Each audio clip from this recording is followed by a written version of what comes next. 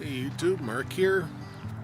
Happy Easter to everybody. It is Monday, first day after Easter, and it's a beautiful day here, so I am out and enjoying another segment of the Ice Age Trail.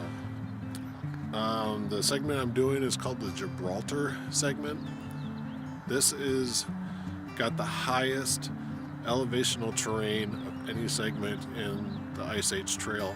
It is a 5 out of 5 for elevation, and to give you an idea, I'm going up into those hills that are behind me. The trail segment starts just off of the ferry parking lot here. There's a little wayside parking here. They're doing some construction here, as you can see behind me. They're getting some new bathrooms put in, which is great because the old bathrooms really suck. They're just pit toilet bathrooms and stuff. And it looks like this new building is going to be much better. There were supposed to have been some informational kiosks that's supposed to be here, but they must have torn it down when they were building the new bathroom because I can't find it anywhere. There's a few places to sit, park benches. There's actually some grills and stuff in this little grassy area where all the geese are squawking behind me. So it's a nice little area just off the lake. Beautiful train bridge going across the lake right there. It's really nice. But the trail now, the trail difficulty itself, the hiking difficulty is only a 2. So the trail's actually in very good shape. It'll be a lot like what the Indian Lake segment was. Nice wide paths, well groomed, well maintained. But like I said, the hill difficulty, it's a 5. I've never done a 5 before. So we'll see what happens. So yeah, let's just get going and see what this segment has to offer.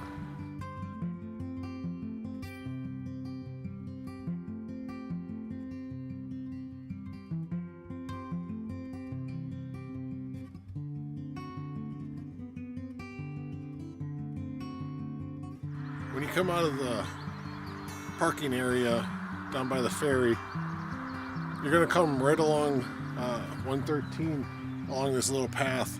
You stay fairly close to it for quite a while before it diverts off and goes up into the woods. As you can see, we're kind of walking. You see the train tracks down there below me, and we're walking between those tracks and the Highway 113. I'm doing this trail segment at this time of year for a reason. That reason being, my guidebook said that you get the better views over the valleys and over the lake when the trees are empty. When they're in full bloom with lots of leaves, you really won't be able to see much of anything because they block your view. So I wanted to get up here before everything starts to sprout and come alive so I can get good views of the lake and the hills and everything. So there's a reason for coming today.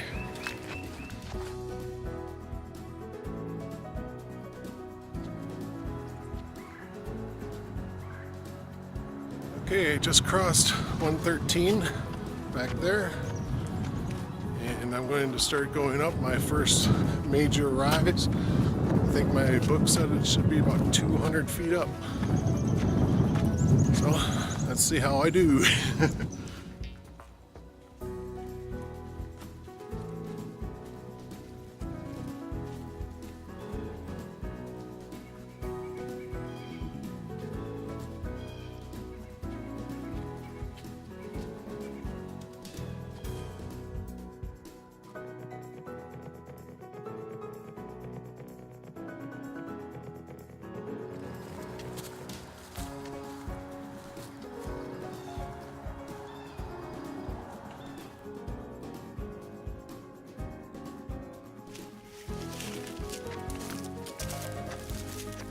Well, I'm at the pretty much the top of the rise, and it wasn't too bad.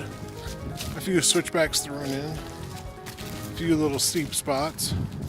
Mostly you just gotta watch your footing though. Lots of rocks, roots, and stuff in the trail.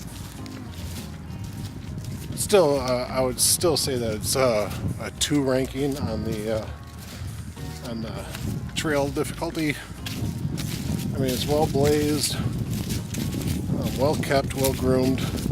Not nearly as wide as the Indian Trail segment, but a lot of that had to do because it's more for skiing and stuff like that. But yeah, it's still pretty nice. Definitely getting some nice overshots of the lake. Very nice. This is why I wanted to come out here this time of year, because if all these trees had leaves in them, you wouldn't see much.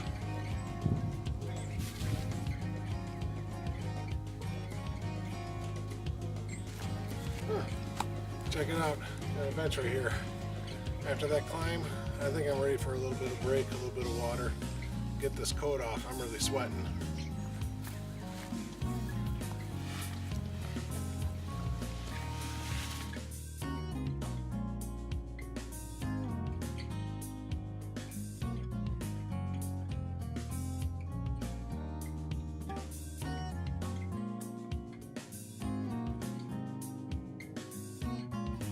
Yeah, I know the scenery is beautiful at this bench here, but it's time to get moving. Come on, let's go.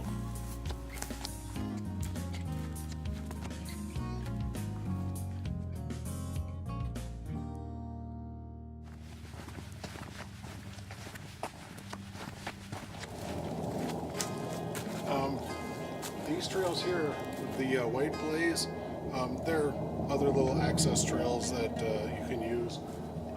They show a few other little things here and there. I know there's another trail that goes down that shows a dispersed camping area. I think that's farther down the trail though. I'm not going to worry about these this time. Maybe on the next hike I will, but I'm not going to worry about it. I'm going to keep going on the Ice Age.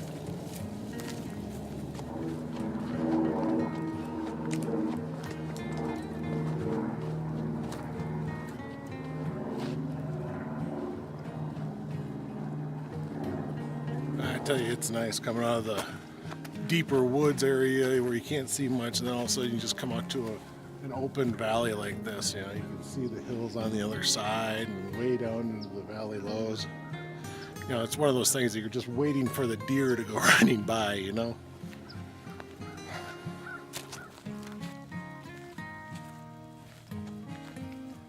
Okay, you remember the white blaze trail that I was telling you about? Well, it basically just loops around, and this is where it's coming out as over here. It'll basically go through that valley area that we just saw. Check it out. That's the dispersed campgrounds. The trail actually keeps on going up that way. The dispersed campgrounds are down that way, and I think we should go check them out. Let's go.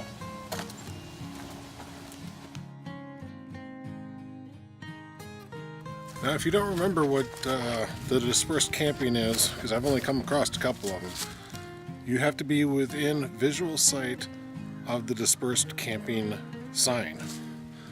And it looks like I'm already here. Swing you around. Got the sign on a tree right there. It says dispersed camping. So this is the campground. Looks like we got a couple of benches here. This one here doesn't have a back. Get that little log to sit on. Then there's another one just up on the hill up there. Not a bad little area. Good sized tree. So basically, as long as you can see that post, you can camp all around through here. And mostly it looks like this general area from these trees, you know, right up here, you know, that's what's been cleared out for the most part. You know, not a lot of sticks and twigs and plants and stuff coming up out of the ground right here. You know, you get a little farther away, it gets a little heavier, a little thicker.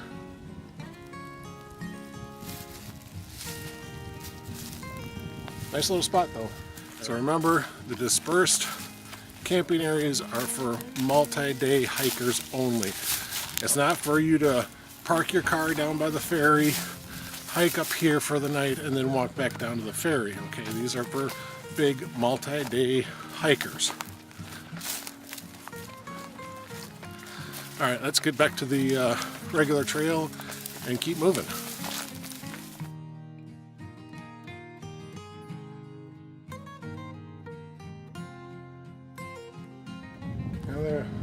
coming up the hill, I see this deer blind over here. I don't know if there's hunting allowed along the trail. That might be someone's private property or something like that, and we're just on the edge of it. Because at least it's facing that direction, not this direction towards the trail, so I'm assuming that there's no hunting here on the trail. And you know, I'm actually surprised. I thought that we'd be going through a lot more residential area. I thought I'd be seeing houses like around the tops of the ridges and stuff. I'm just not seeing it. I mean, you see some when you first start out, but they pretty much kind of disappear after a while. I'm sure I'll start seeing them again later. Got another white blaze trail here. It's not for us. I'm gonna keep going up the hill.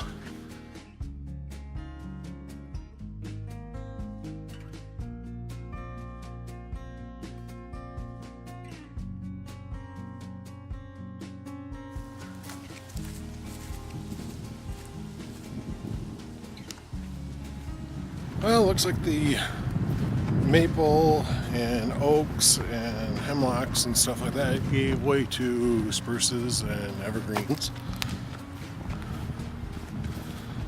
Oh, very nice though. You know, I say that on just about every trail I'm on, but they're all unique, they're all fun, they're all exciting. Come out and enjoy the Ice Age Trail. It doesn't matter which one, which trail, which segment you choose. They're all good.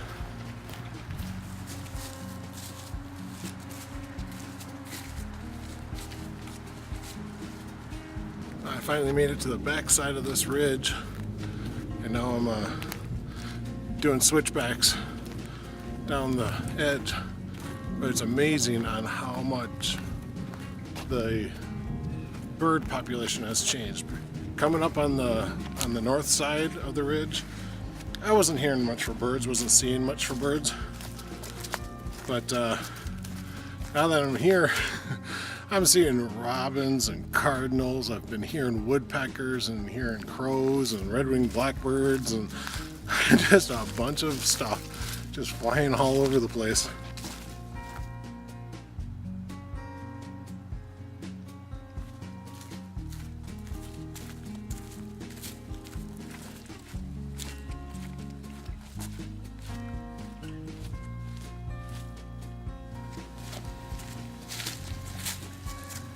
This looks like a runoff ravine. It's actually pretty shallow going up this way, but as soon as it hits this, the valley just kind of really gets steep. Very interesting.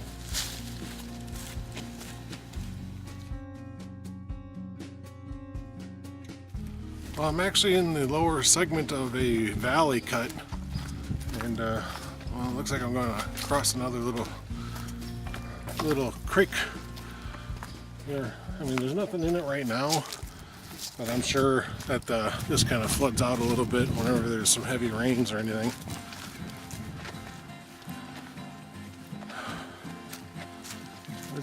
This has been nice. Lots of lots of fallen debris here, all from washout.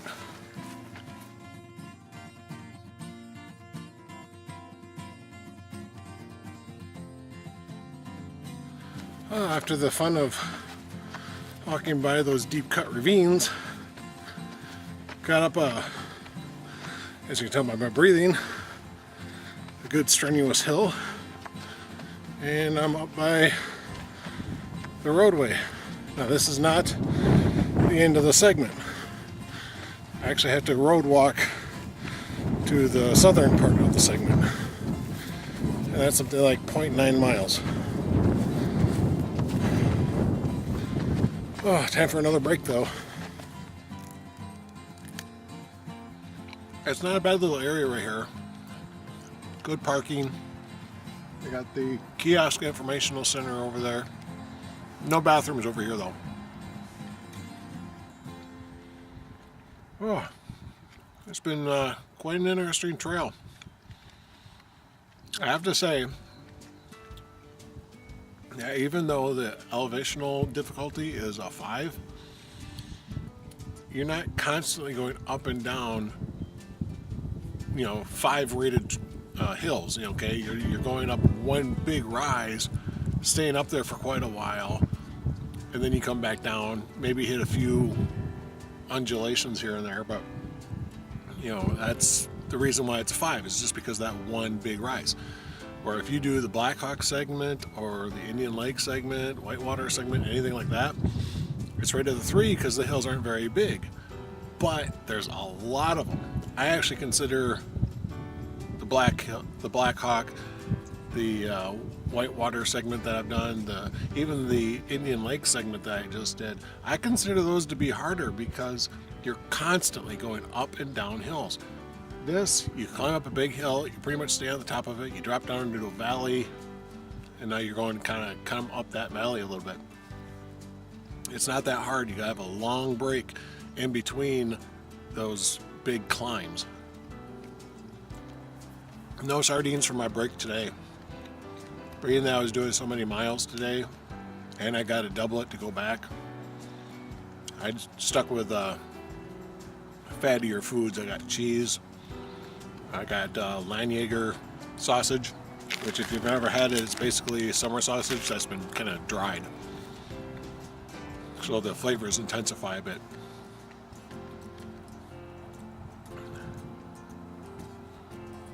Of course, got my favorite cheese, Colby Jack.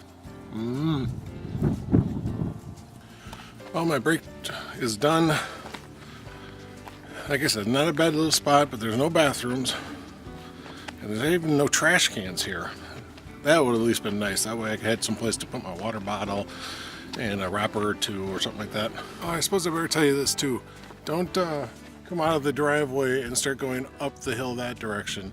All right, stay to your left and continue straight down the road.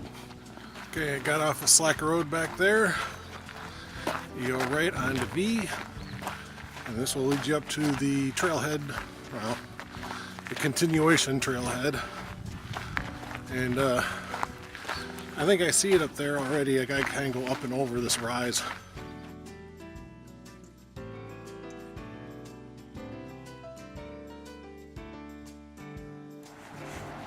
Okay, so I have turned off of V, which is way up there, and this is Gibraltar Rock Road. There's a sign out on the roadway that says Gibraltar Rock on it, and it points you down to this road, and the trail should connect right up here after the parking lot.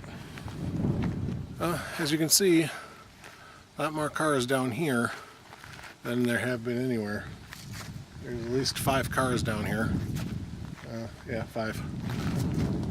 A lot more than I've seen all day. I mean, that northern segment, I only saw one other couple walking the trail. I saw a car parked at the other spot, the other parking area before I hit the road segment. And now there's a bunch of cars here. So, but now I'm at the trailhead. I'm going to go up into the hills and see Gibraltar Rock. So let's go.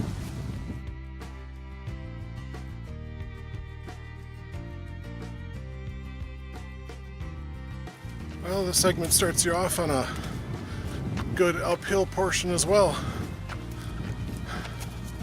You cross a couple of ravines, but at least they give you some wooden bridges, walkways to go over. This one's actually kind of cool. It looks like they took a good sized log, swing you around so you can see it. They took a good sized log and actually cut it right in half, laid half of it there, laid half of it here. Nice and flat, nice and wide, works for me.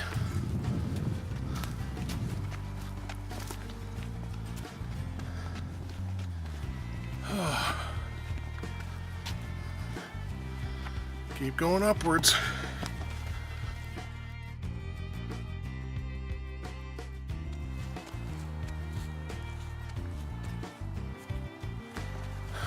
This trail portion is quite different. The northern part was mostly hardwoods, This is mostly all pines. It's quite different. Even the ground is different. There's a lot more sand here going through the northern part of the Gibraltar segment. You got a lot of granite and stuff, but here is a lot of sand. It's quite the change. Oh, the hills are a lot more rolling now too. I mean, I'm going up. I know I'm increasing elevation, but I go up for a while and then I come down a little bit and then I go up a little bit more, come down a little bit and go up a little bit more. Oh. I love the smell of that pine though. Oh. I have seen a younger couple on the trail going back to their car, I'm guessing.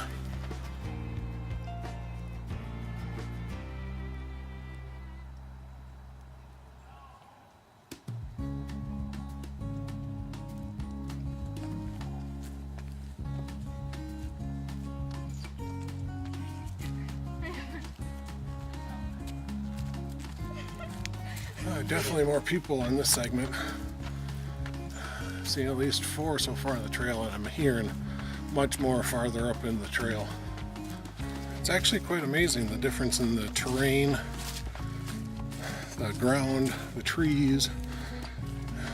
I mean, the trail segments are very close to each other, and yet they're completely different.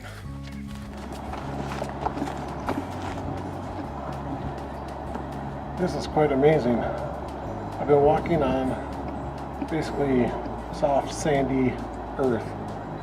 Coming towards the top of the hill, all of a sudden these huge granite rocks are coming out.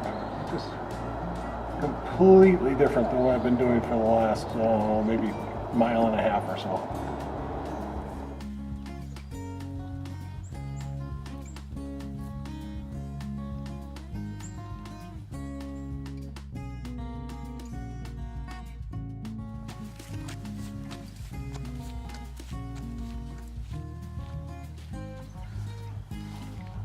Well, I made it all the way to Gibraltar Rock. Very commonplace up here. There's people pretty much everywhere. In fact, I've been sitting here talking with a family for probably about the last 15 minutes or so. Nice folks, but they finally got up and left. Now I can be left alone to do some recording. But as you can see, I got a wonderful view. And I'm just sucking in some sunlight.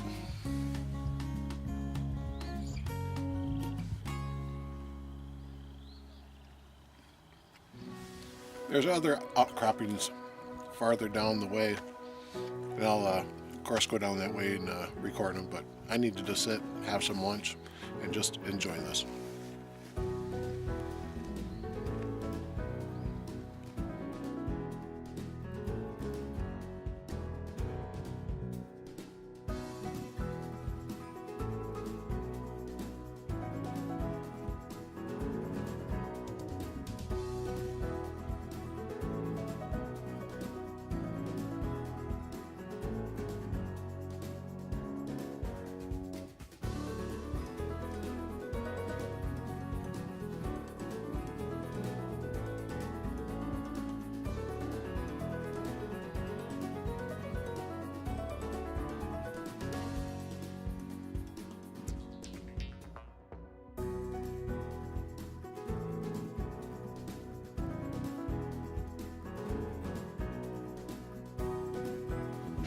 I'm still walking along the top ridge line right above the Gibraltar Rock. It's amazing. The views you have are simply amazing. Lots of people here though. Just about every little outcrop clearing that you can step out on, somebody's already there. So.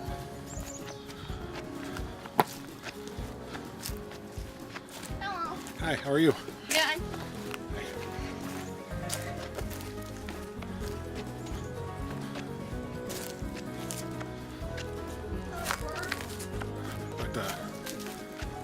I sat there and ate my lunch overlooking a rock, talked to the great little family, and watched probably about, I'd say 5 to 6 turkey vultures circling around, catching the wind currents and riding them and stuff. But I mean, it's just amazing.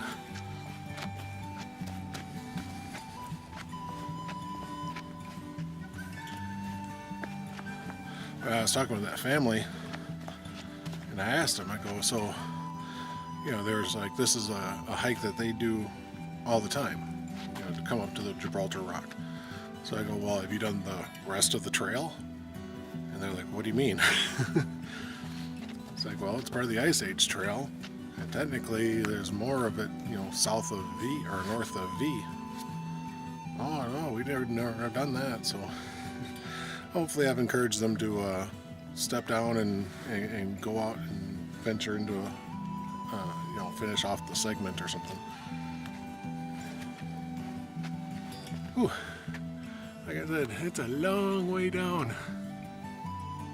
And actually, that's not that bad compared to what I've been seeing.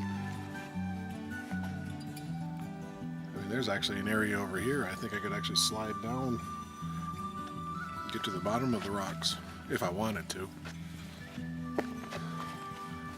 But being that it's coming up on 2 o'clock, I suppose I better start boogieing home. I do have to work in the morning. I'm off of that 3rd shift stuff, at least for now. But that means I gotta wake up at like, wake up at like 3 in the morning and start getting ready to go to work. So.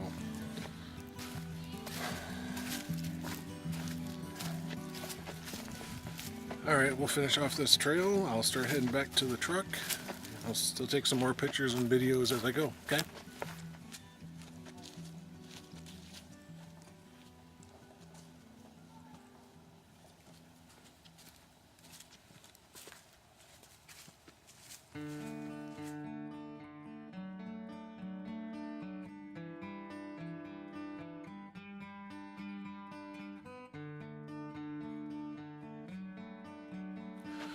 You know, another thing to remember too is that just because you get to the Gibraltar Rocks, that does not mean that you're at the end of the segment. The trail actually keeps going, so don't get to the overlook on the rocks and think that's it and turn around and go home, okay? There's still more coming. Okay, so I came out of those wooded areas there behind me. I'm passing through this little prairie expanse here.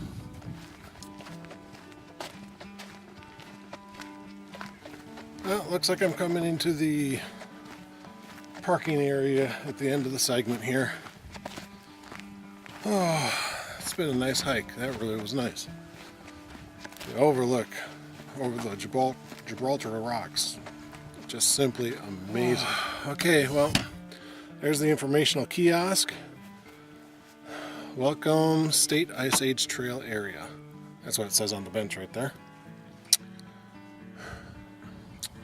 Keep in mind that if you do the segment, you gotta keep your animals on a leash. You can get fined if they are not. No bikes, no snowmobiles, no ATVs, no dirt bikes or anything like that are allowed on the trail. But yeah, just come out and enjoy this. This is a wonderful, wonderful spot. The northern part, yeah, you can't see the lake very well if there's going to be a lot of foliage in the trees. So come out early spring, late fall, and get a good view of the lake. But the Gibraltar Rocks, the overlook there, that's going to be phenomenal no matter what season you're in.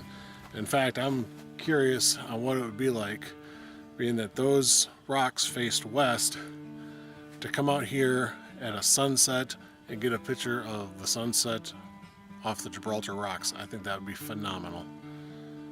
Alright, I don't think I'm going to say goodbye yet. I'm going to head back to the truck. I'm going to, of course, record, take pictures and stuff along my way. Let's go.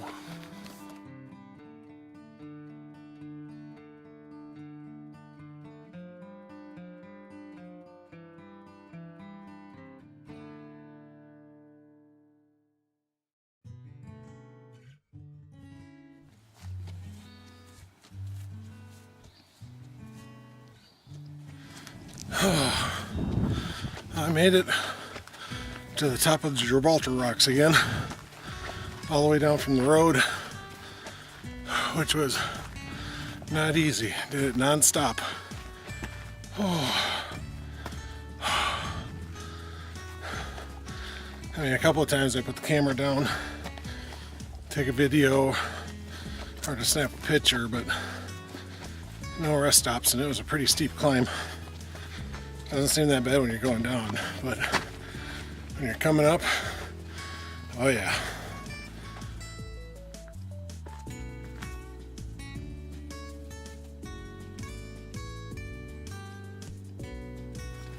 Oh, I couldn't help but to stop and get another quick video of me overlooking the horizon. The rest of this hike should be fairly easy, at least on this portion of the segment, because it's almost going to be all downhill now. I did the uphill portion to get on top of the rocks. Now I got to get down to the street to get over to the other section. And then that's going to start out hard because I got to climb up that rise.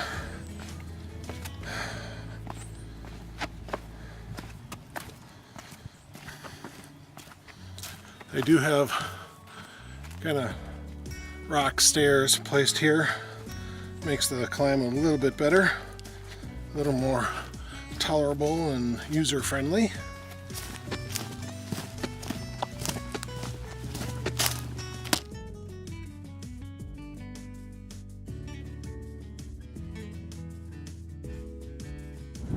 Well, sorry for any wind noise. It's picking up just a little bit. I'm done with the southern section of the Gibraltar. I'm going up Gibraltar Road. I'm going to get onto V. Oh. Sorry for the wind noise. Get over to Slack and then catch up to the trail over there. Alright, trying to make a quick work of that road as much as I could. You know, I'm back at the northern segment and getting into the trees. I just got the shit scared out of me. Sitting there walking along, all of a sudden I'm hearing this down the trail behind me. Turn around, and there's a kind of a pit bull, I think it was. But it wasn't barking or nothing. I turned around and I looked at him and I screamed no, and he stopped. And I just kind of backed away from him and I yelled no again, and he went running back. Well, then I look up the trail and there's a person behind me. And the idiot doesn't have his dog on a frickin' leash. Well,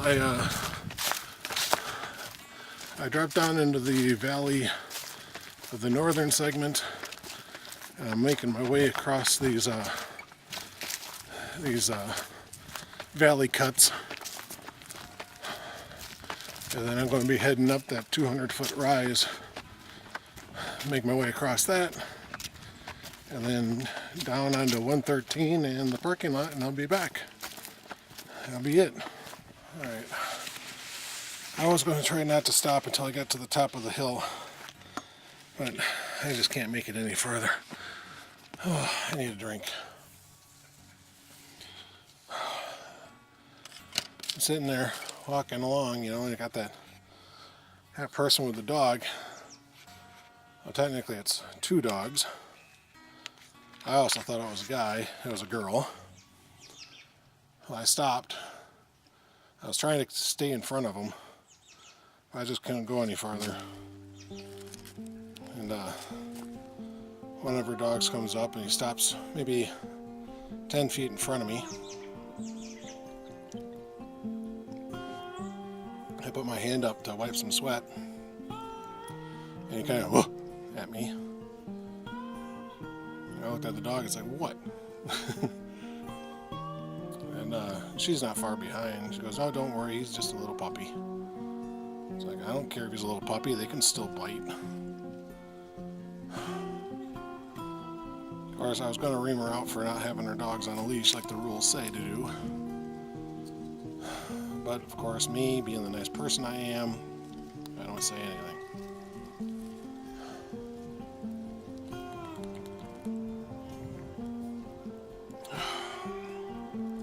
My back is still holding up great. But my foot, I ripped up some tendons in my arch a couple of hikes ago. I think it was on the last portion of the Black Hawk segment that I did. Or no. Oh, I don't remember. It was a part where... Oh, it was the Wed Creek segment. And it said that my foot was hurting pretty good. That's when I did it. And it's fine for a while, but after so much walking around and stuff, it starts to hurt. And then on the other side of it, if I don't use it enough, you know, like when I'm sleeping, and then I get up in the morning and I start putting weight on it, oh, it hurts again until it loosens up a little bit. Right now, I think I'm just overexerting it, so it's getting sore. I did take a couple of ibuprofen to help ease the pain a little bit. I actually did talk to my doctor about it too, and he told me that was because of my exercising I'm doing. It's like, wait a minute, you telling me that exercising is now bad for me? He goes, yeah, in this case it is. But you know what? I enjoy doing this too much. I'm not going to stop.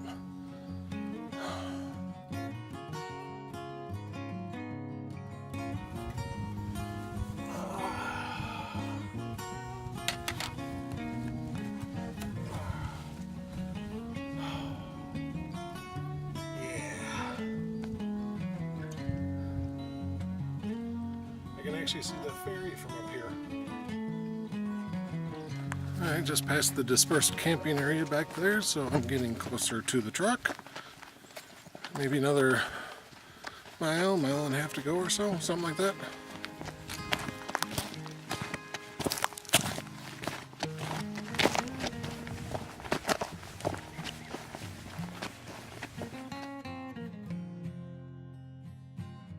Well, I'm on the northern side of the northern rise. I don't know if you can see the roadway down there, but that's where I'm headed. So I've got about a 200-foot descent. Yay! And as you can see, I've made it down to Highway 113. A nice treacherous descent. Lots of roots and rocks. So you really got to be mindful of your footing when you're coming down. Almost there. Maybe what, another half mile or so?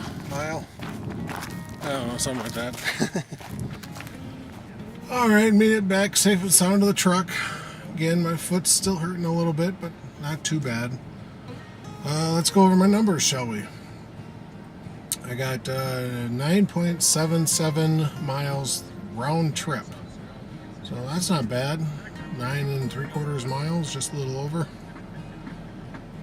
It took me about 4 hours of moving time. Let's see, it looks like I stopped for about 2 hours total. And a lot of that was just sitting up on Gibraltar Rock and looking over and having my lunch. I probably spent close to an hour there alone. So that means my average speed was 4.8. That sounds about right. And the odometer, let's see if I can get that in for you. 111.46 miles total. So yeah, that's a good amount. I enjoyed that one. Ooh, 5 difficulty. That's something. I'm glad it wasn't continuous up and down, up and down, up and down. at a 5 level, because I wouldn't have been able to do that. You know, being able to go up a couple hundred feet, stay up there, maybe come down, go up another one that's a couple hundred feet, come back down. I can handle that.